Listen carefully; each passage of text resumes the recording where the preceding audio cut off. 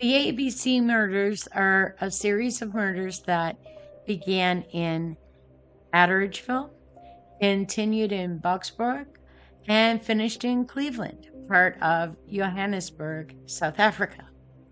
Nelson Mandela had been freed, and South Africa was experiencing a lot of social change in the years when the ABC murders were happening.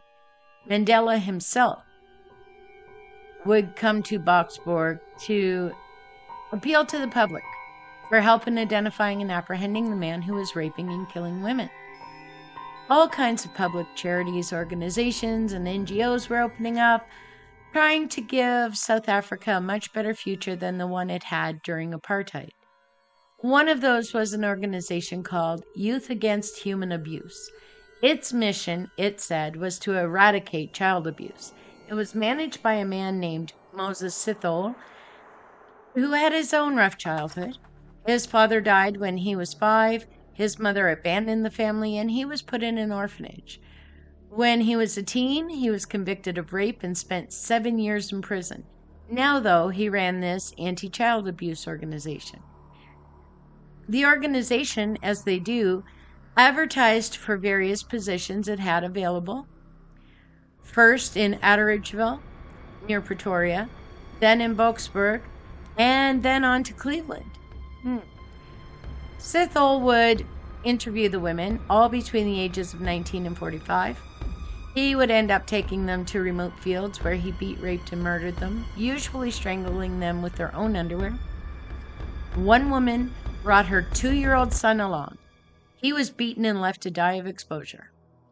Many of the women had the B word scrawled on their bodies. And all the while, the seemingly mild-mannered charity manager would continue interviewing others. It helped that he also used a half-dozen pseudonyms. That is until August 1995, when he was identified as being seen with one of the victims.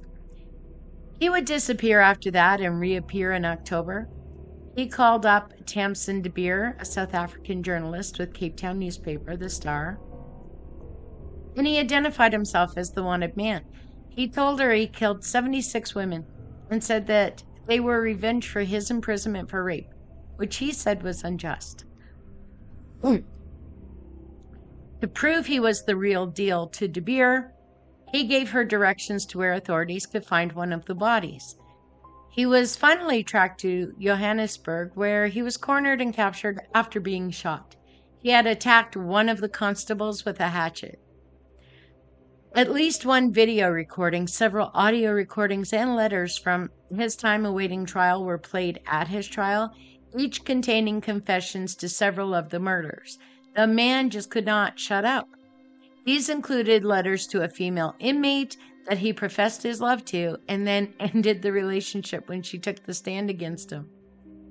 He was charged for the 38 murders related to found victims and for 40 rapes and a half-dozen robberies. His sentence would total up to 2,410 years, because in South Africa, sentences at the time ran consecutively. 11 of the found victims were never identified. Thank you for listening. If you're enjoying these videos and want more, don't forget to subscribe and turn on your notifications so that you don't miss any videos. Thank you for watching. We really appreciate it.